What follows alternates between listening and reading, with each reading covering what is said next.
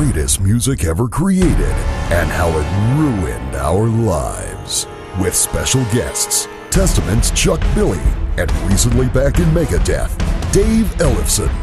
And straight from EB's personal video stash, Lars attempts to sing a Metallica song.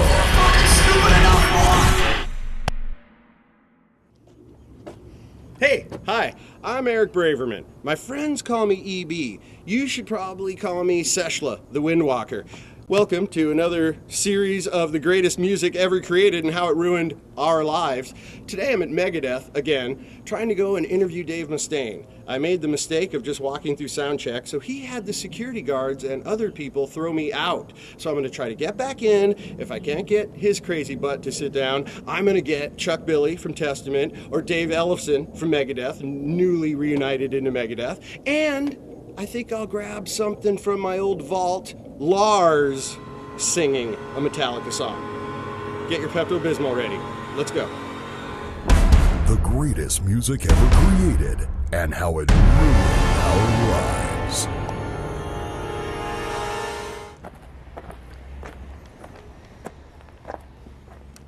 I got an interview in here, Oh, no, Dave you Mustaine. don't. Not today. No, it's just set up by Roadrunner Records, supposed to be in there at 4 o'clock. Not today. Check it out. It's like this. You already screwed up sound check once.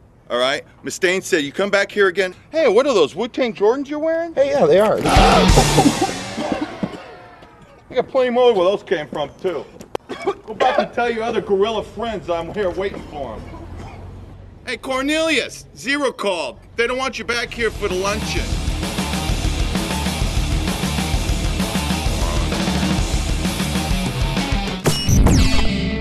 Chuck Billy.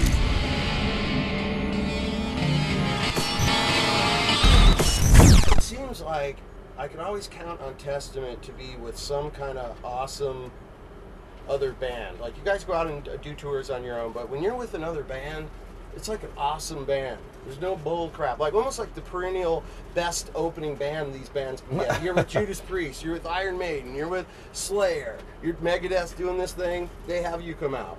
Well, how is that always fall into place? Well, it hasn't in a long time until we got a new record, The Formation, because we weren't really touring as hard since like right before my illness, and then after we weren't really hitting the road as hard as we should, and we didn't have a record ready because of obviously the record label at the time we weren't happy with and didn't want to give them a record yet. So as time, but you toured with Judas Priest like 20 years ago. Yeah, I know, but back then, that's 20 years ago. Yeah, but but when they go out and do a tour last year, they call you up. Yeah, but we had a new record out. That's how I was getting to the point, was that I don't think it's just if it was before that, we might not have been in their ears or seen in the magazines because we didn't have a record. We got a lot of hype and a lot of press out of that record. I didn't even think any business thing. I thought guaranteed power. Have Chuck Billy and Paul Bostoff slamming stuff behind you. We're pretty low key. We don't get in anybody's way. We come do our deal. You tell us how long to play. We come in, we come out, we do our thing. And I think maybe those veteran bands appreciate coming in and just getting in, getting out, no problems. In that sense, it works because I think we went with Priest, a couple places, went to Europe and then went to Mexico and got invited on and on and on just because of the fact that, hey, these guys are easy. Let's bring them on. They're a great band, great opener, and we enjoy working with them. Like, how do you feel emotionally about all these different fans? It seems like any fan that has some ethnic background to them identifies to you more. It doesn't mean because you're not South American, no. you're not Spanish. What is your ethnic background? Native American and Mexican. Okay, so you are Native American and Mexican. You gotta think heavy metal's pretty Caucasian.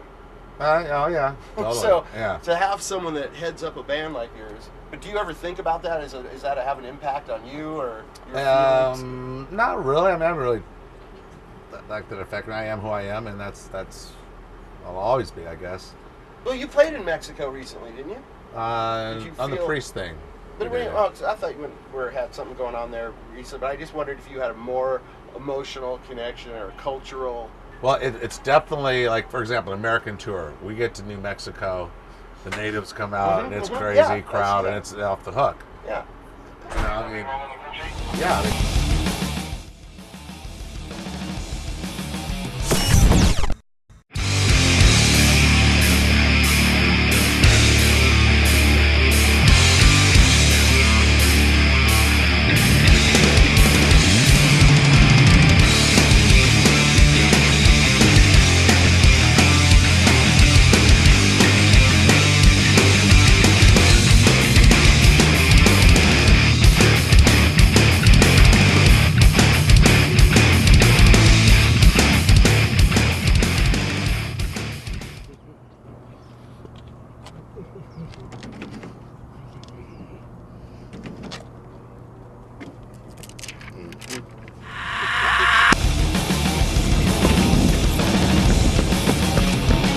favorite part of doing the Testament thing?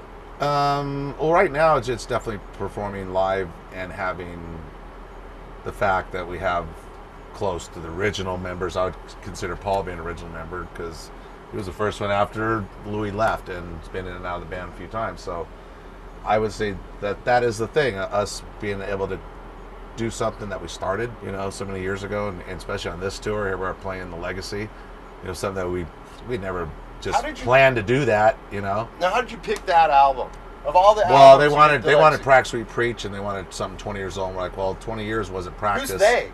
Well, because Megadeth's doing their yeah. Rest in Peace, right? So they wanted something, Oh, really? So they actually suggested to you guys do one of your albums? Yeah, and they wanted Exodus to do Bonded, but Bonded's longer than their time slot, so they decided not to do it. But for us, we're like, yeah, let's do it. And for me, it's like, hey, man, maybe some of these new generation fans that came, maybe don't know Testament, or just happened to come to the show, kind of give them a sense of what we're about when we started, because this is the first 10 songs we toured with ever. What's the best smoking town on tour? The best smoking town? I know you don't smoke as much as you did, but I think you know a lot about it. What would be a town that you San Francisco is the most. drummers. San Francisco is the most smoking town. So your hometown. Hometown. Are you just saying that because it's your the hometown? best. It's the best. If you Always were from consistent. Dallas, but if you were from Dallas, would you be saying it's Dallas? No, nope. Because Dallas had bunkweed. Is there something that you'd want to say to the heavy metal fans of the world that you haven't been asked in an interview, or you haven't had the chance to say, or just maybe a philosophy you don't think's right? Like, is there something you'd like to say out there that you haven't had a venue to say? Buy more records. Buy more of our records. Buy more of our records. You want that just there straight you go. up. That's it. We straight can't up. be more honest than that. Come to the concerts. Buy more records. Okay, have fun. There you go. We have to go because I think Dave Mustaine's probably going to have me thrown off the property. He saw me laughing a little earlier, and that could be a total infraction. Uh-oh. We're going to try to find him. All right, thank you so much. Yeah, Carl, I don't see him over here anywhere. If Mustaine gets on my ass one more time, I think I'm out of here. But I'm going to go check that North 40 lot, make sure he's not hanging out by the dressing room.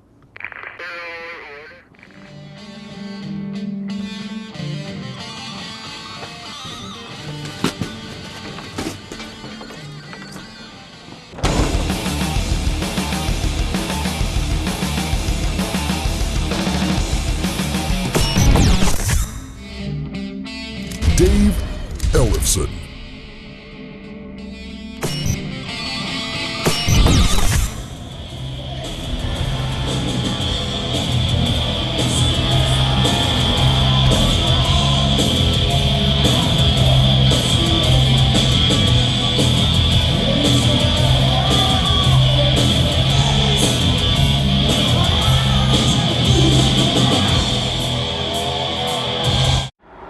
We're going up the stairs of rock and roll heaven to talk to Dave Ellefeson because I think I've already scared Dave Mustaine, so he's hiding from me now. But Ellefeson doesn't scare easily. So we're going to talk to him about the Rust in Peace tour and what it all means to him to be back in Megadeth. And then we'll get back to the drinking and smoking. Here with Dave Ellefeson once again, longtime friend of the greatest music ever created and how it ruined our lives. David, I told you you'd be back in Megadeth at the Heaven and Hell show this last summer. You looked at the friend that was with you and said to him and pointed at me, "This guy's crazy." You are crazy. But and I am back in Megadeth. Are you still surprised? I guess my thought is, I hope this would always happen. I guess, you've been hanging around me and Dave for many, many years, so we've been in a band for a lot of years. You've been on a tour bus with us. You toured with us in Europe when we did the Peace Cells tour with Megadeth and Flotsam and Jetsam. Was with us, right? Many, many, many, many years ago. Our first European tour. I did Euthanasia too. That whole summer Euthanasia tour. You did? With Korn and I don't remember. There was that. a drifting of philosophies.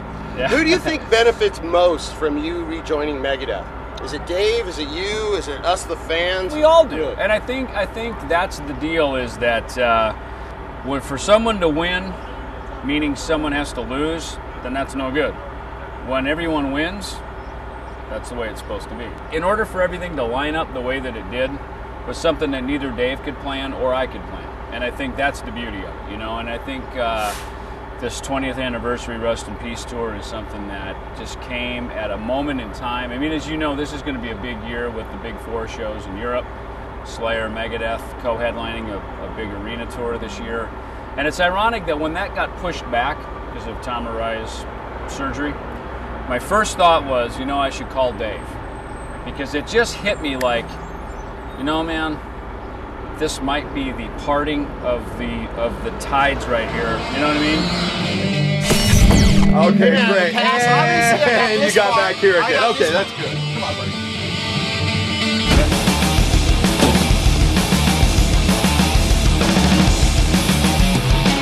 The interesting thing to me with all you guys' history, the good, the bad, you guys were practically kids. I mean, how old were you when you started to record Killing Is My Business? 22? Not even. I mean, I was 21? 18 when I met Dave. Okay, he was so you're not even- 21. okay. And that was in 83. We got a record deal. We started recording Killing like a year and a half later. So I Okay. guess I was maybe 20. Okay, so through all that, you're 20 years old when you met. You guys have done every drug together. You've gone through religions practically. I still together. wasn't old enough You to got- drink, by the way. Not old enough to drink, all that stuff. When you're on stage playing and looking over at him, what's really going through your mind? Is it like a whoa, or is it, what the hell, I'm up here with this jerk again, or I'm so glad that... No, it You know, definitely feelings isn't like, that. what- but It what isn't do you that. feel when you look over Here's the that? thing. It's gotta be Dave feeling. is a very intense guy. And when I first met him, because keep in mind, this is 83, I've just moved from small town, middle America, out to Hollywood. And, the predecessors for me were bands like Van Halen and groups like that, Kiss even before that. So by the time I get to LA, there's a whole new movement happening, which is mostly Motley Crue, Rat, Ozzy, of course, because he'd picked a lot of LA-based musicians to be in his band. So that whole thing is happening, and then I meet Dave about, a week after I lived there, and Dave is cut from a whole different cloth. And there's something very different about him. I mean, first of all, I could tell right away he's the real deal. Because, you go to the Troubadour, you go to various places around Hollywood, you see a lot of people, they all look like Vince Neil, or they look like Nikki Sixx or Blackie Lawless, right? And they're people who want to be. Dave is a guy who really is, and there's a big difference with that. So when I sit and he starts playing for me the first couple songs that he had, which was a song called Megadeth, which ironically is Set the World Afire from So Far So Good So What. And the second song he played for me was what became Devil's Island. And so as he's playing these songs, I'm looking at him, hair hanging in his face, the way he kind of has a very kind of raw, heavy grip on the guitar. Holds the guitar up. Yeah, and I'm watching him play, and I'm like going, wow, there's like something really cool. This is heavy. This is cool, And it wasn't, sort of the Van Halen tapping, and Eddie, of course, being the inventor of that, and then the gazillion other people that copied that. And here's Dave, who's really got a unique, very heavy but intricate way he plays, right? So there's this connection I have with him. So, long story short, when I stand next to him on stage and I look over at him, and I noticed this when I was in San Diego at my first rehearsal back with him, I looked at him and I went, it's 1983 all over again.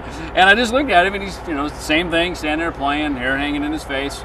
We're chugging through Symphony and Wake Up Dead and got some classics. And it's as if I never left. So it's not like there's this big gap between us, because we get on stage and my hair is kind of about the same length it was when we did Rust in Peace, right? So it's like we kind of almost look, it feels, and it sounds exactly the way it was back when we were doing this several years ago.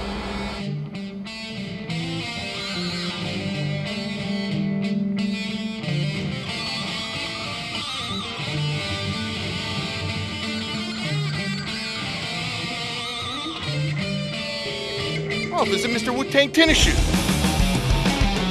Are you addicted to music, Dave Ellefeson? Am I addicted to it? You write books about it. You're in several. You've done all kinds of projects at all different levels. Sure. Yeah. You've guested on lots of people's stuff. You don't discourage people to be in the music business, absolutely especially with not. all the. And you've seen a lot of damage. Sure, Human damage. So, yeah. do you think you're addicted to it? Could you stop it? No, I couldn't stop it. Because you know what? We're all put on the planet for various things, and this just seems to be one of the reasons that I'm here. It's not the only reason, but it's certainly one of them. And I think that all the other things that I've done are just an expression of that. And it was cool to do those because while I was in Megadeth before, I never did any solo projects and other, side projects. And I still technically have not done a solo project, you know what I mean? But I've done a lot of other things that I've been involved in. So people got to see another side of me, and now coming back to Megadeth, I think it makes the return that much sweeter. And certainly, as the fans see it, which I have to respect that they view it through kind of the eyes of the world, seeing me back on the Megadeth stage with Dave, that just seems to be something that's meant to be. It seems to be part of my journey. I love it. It's what me and the fans, that's what we want to see. Cool. Right.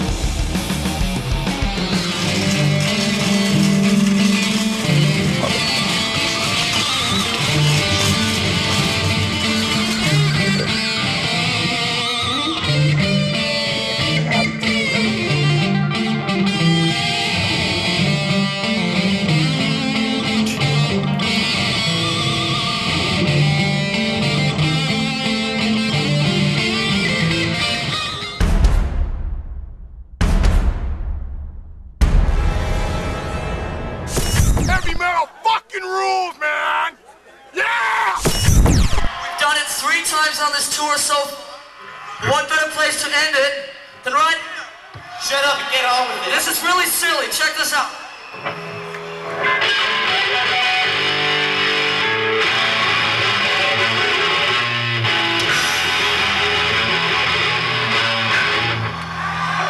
What the fuck was that?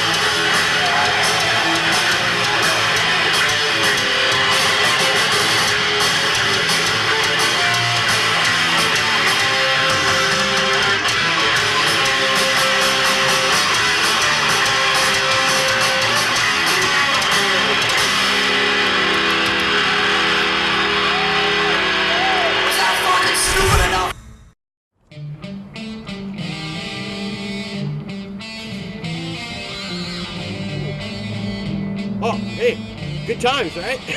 and what have we learned this episode? Well, we've learned that Chuck Billy's a cool guy still smoking. And we know that Dave Ellefeson's a cool guy, God bless him. And we know that Dave Mustaine's is still that kooky, tortured artist dude. And when security guards are bigger than you, you shouldn't probably push them around so much. Well, I gotta be on my way to the Vatican to interview some guy named the Pope or something.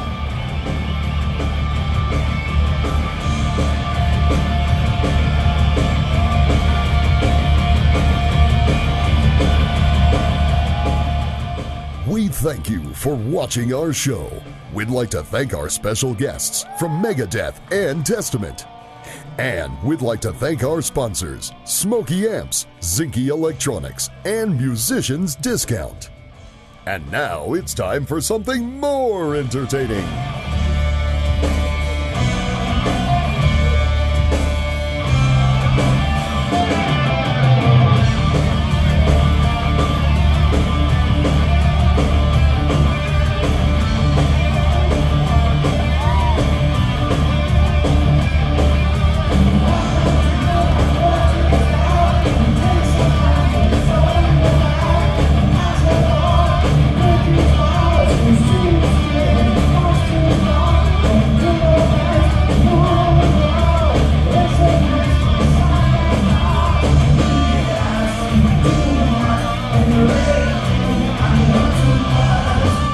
And now it's time for rehab, so put that needle down, give me a call, and I'll come pick you up.